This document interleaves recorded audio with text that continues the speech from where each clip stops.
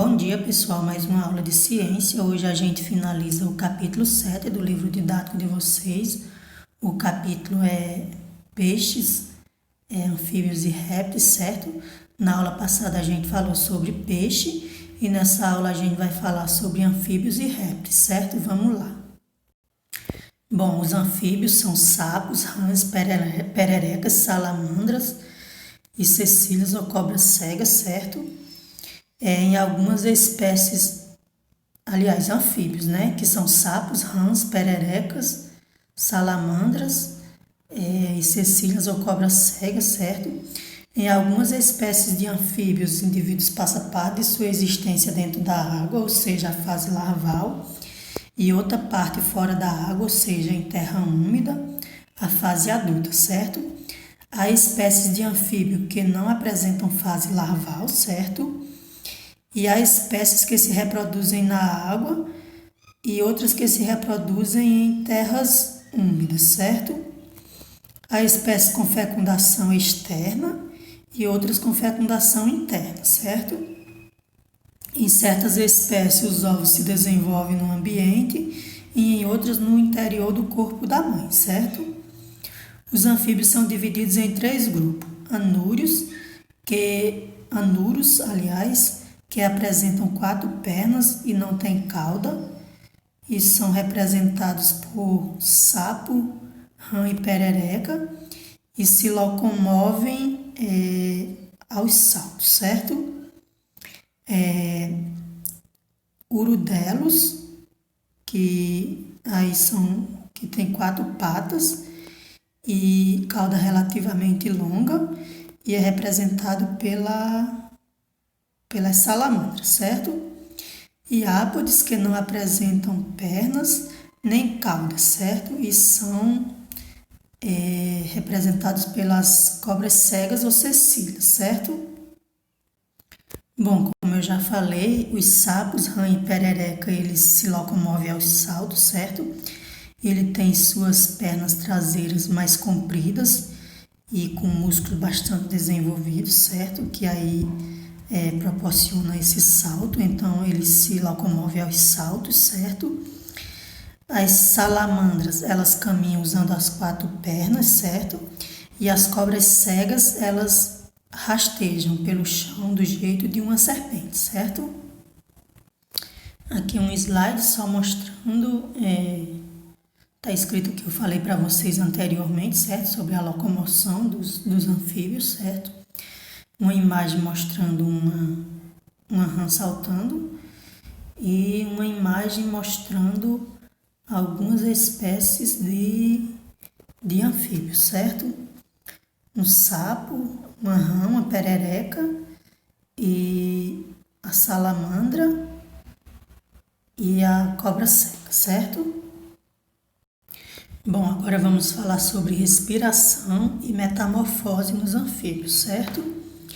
Então, a respiração nos anfíbios, ela pode ser branquial, pulmonar e cutânea, certo? Durante a fase larval, os anfíbios, eles vivem na água e respiram por brânquias, certo? A gente já viu como é o processo de respiração branquial, certo? Na fase adulta, eles vivem em terra úmida e podem respirar por pulmões. Aliás, eles respiram por pulmões e pela pele, certo? Respiração cutânea. Há espécies que vivem durante toda a sua vida na água, certo? Respirando por brânquias, portanto, certo? Então, no caso do anfíbio adulto que vive em ambientes úmidos, eles vão respirar por pulmão e pela pele. Como é que isso ocorre? Bom, pessoal, o pulmão dos anfíbios, eles não são suficientemente desenvolvidos para levar todo o ar necessário às suas funções vitais, certo? Então, essa respiração pulmonar, ela é auxiliada, digamos assim, complementada pela respiração cutânea, certo? Então, na respiração cutânea, o gás oxigênio, ele atravessa a pele do animal, caindo na corrente sanguínea e sendo levado para todas as partes do corpo do animal, certo? Então, nós vamos ter aí essa respiração pulmonar, certo? Que ela não é suficiente para suprir todas as necessidades do animal, certo? Então, ela vai ser auxiliada, complementada pela respiração cutânea, que é uma respiração através da pele, onde o oxigênio ele atravessa a pele, cai na corrente sanguínea e é levado para todas as partes do corpo. A gente viu esse tipo de respiração nas minhocas já, certo? Então, o gás carbônico ele faz o caminho inverso, certo? Então, os anfíbios adultos que vivem em terra, eles ainda são dependentes da água, eles não têm dependência da água. Eles são dependentes da água para respirar e para se reproduzir.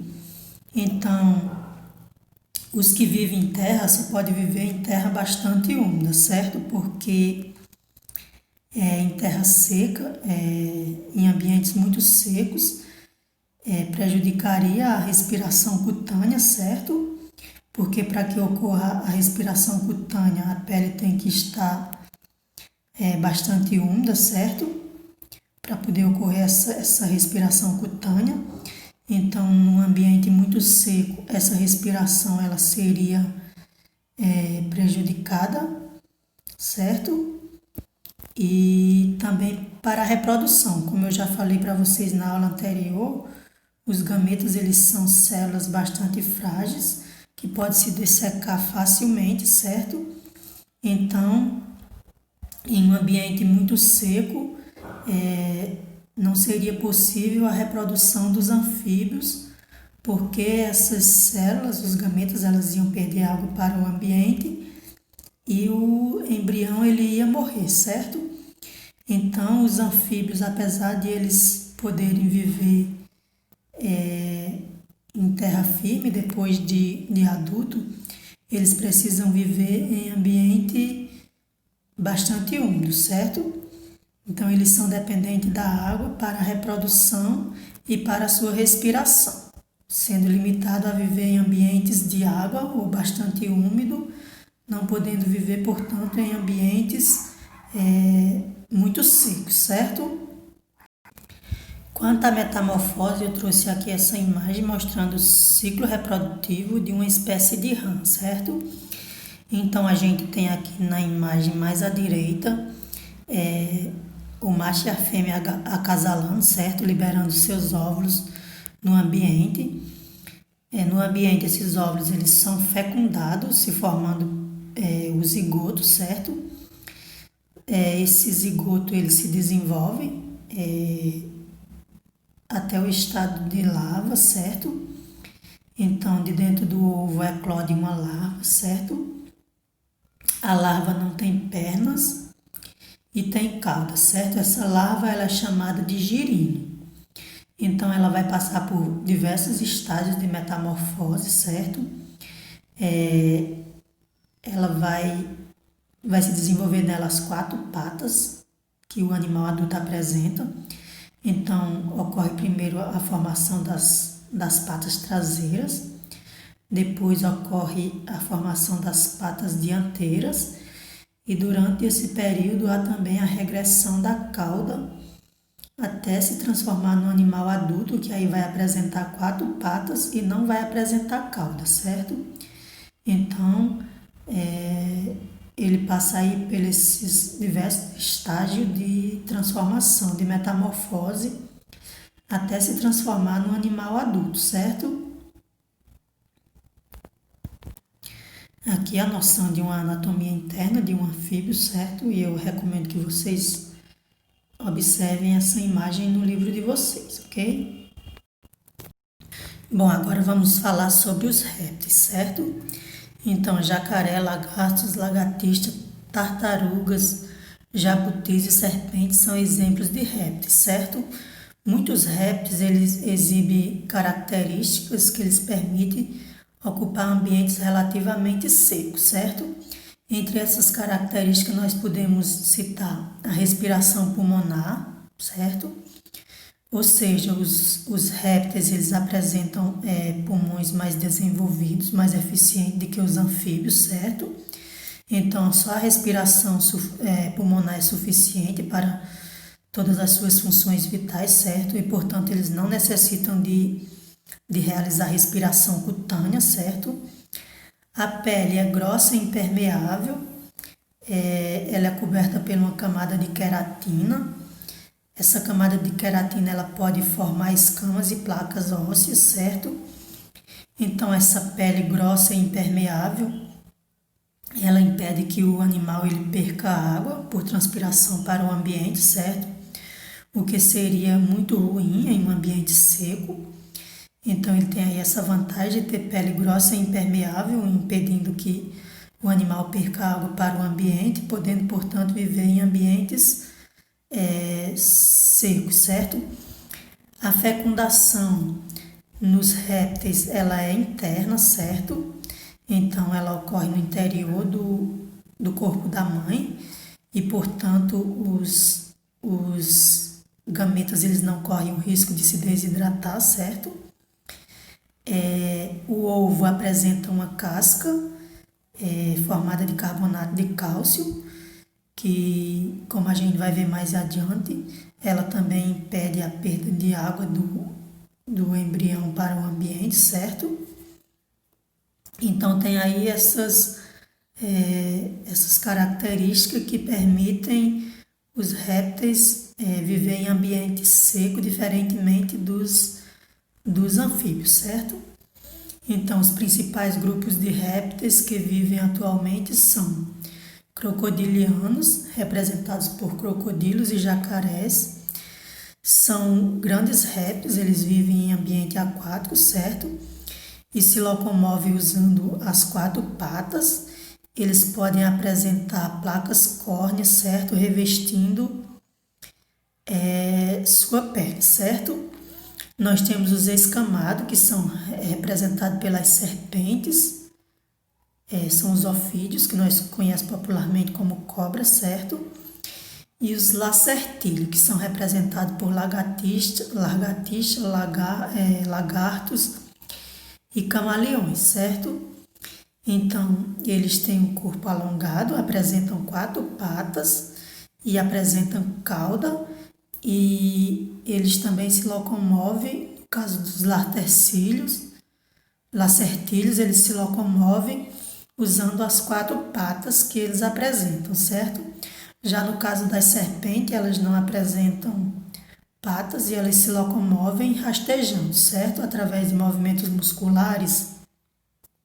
Nós temos os quelônios, que são representados por tartarugas, jabutis e cágados, certo?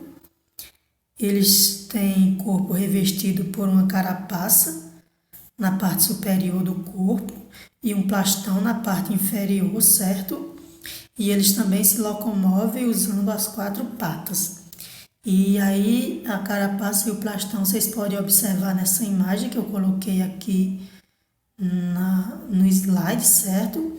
Mas vocês podem observar ela bem direitinho no livro de vocês, certo? Na página 150, ok? Aqui uma imagem mostrando várias espécies de répteis, que aí vocês podem consultar também no livro de vocês e ver o nome de cada um deles, certo? Bom, agora vamos falar do ovo dos répteis, certo? Bom, como eu já falei para vocês, de modo geral, a fertilização nos répteis ela é interna, ou seja, o macho ele deposita o espermatozoide no interior do corpo da fêmea, certo? Então, esse ovo ele é liberado no ambiente, certo? E ele não é cuidado pela mãe depois que ele é liberado no ambiente, certo? Depois de algum tempo, de dentro desse ovo sai um animalzinho semelhante ao adulto, certo? Que aí vai se desenvolver até atingir o tamanho adulto, certo? E como eu já falei para vocês, o ovo ele é uma adaptação que permite os répteis viverem em ambientes relativamente secos. Por quê? O ovo ele apresenta uma casca de carbonato de cálcio, certo? Essa casca ela evita a perda de água do interior do ovo para o ambiente, certo? Então ela não deixa passar a água, certo? Não deixa essa água ela ser perdida para o ambiente, certo? Além da casca, ele apresenta vários anexos embrionários, certo? Entre eles nós temos o saco vitelino, que é uma substância, é um saco cheio de substâncias nutritivas, as substâncias da qual o embrião ele vai se nutrir, e essa parte é apresentada de amarelo aqui, com esses vasos sanguíneos, certo? Eles apresentam um saco amniótico, certo? Que é uma bolsa cheia de líquido que fica envolvendo o animal, certo? O embriãozinho. Então, essa bolsa de líquido, ela impede a desidratação do embrião e também protege o embrião contra choques mecânicos, certo? Além do saco vitelino e da bolsa amniótica, nós temos o córeo e o alantoide, que são estruturas que participam das trocas gasosas, certo? Então, a casca, além dela proteger o animal contra a desidratação, ela também permite que se realize as trocas gasosas. Então, ela permite a entrada de gás oxigênio e a saída de gás carbônico, certo? O córeo e a alantoide participam nessas trocas.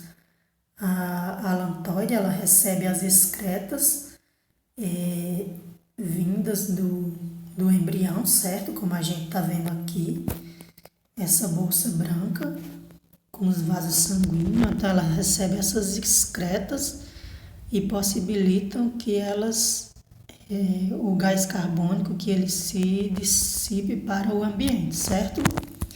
Então nós temos aí essa importante adaptação que permite os répteis eles viverem em ambiente relativamente seco, onde uma das principais é o ovo com casca, certo? Aqui uma noção da anatomia interna de um réptil, certo? Então nós temos um lagarto aqui representado e nós temos uma tartaruga e vocês podem consultar essas imagens no livro de vocês, certo? Aqui as páginas que vocês têm que ler para essa aula, certo? E as questões 7, 8, 10 e 11 na página 157 que vocês vão ter que responder, certo? Que eu vou mostrar para vocês agora. Então, questão 7.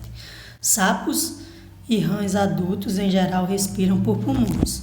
Contudo, como os pulmões desses animais não são muito eficientes, as trocas gasosas com o ambiente também acontecem por outro processo. Aí na letra A, qual é esse processo? Na letra B, porque esse processo obriga esses animais, de modo geral, a viver em ambientes úmidos. A gente viu isso no vídeo, certo? Questão 8. No ciclo de vida de uma rã com estágio larval, a metamorfose é um acontecimento marcante. Como costuma ser chamado a larva das rãs?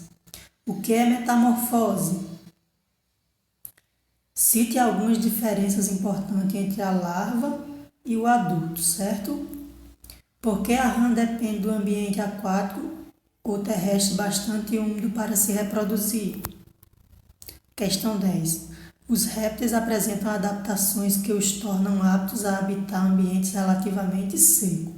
Cite algumas dessas adaptações, não se esquecendo de incluir a reprodução. Questão 11. Qual a importância da casca de carbonato de cálcio nos ovos dos répteis? Então, vocês vão responder aí essas 4 questões, certo? Como sempre, eu espero contribuir para o conhecimento de vocês. Tchau e até a próxima.